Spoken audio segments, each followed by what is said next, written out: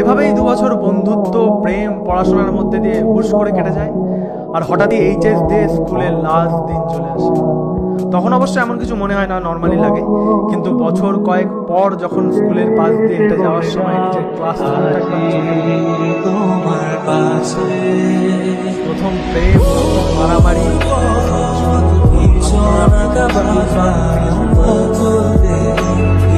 সবকিছুই এখানে বস।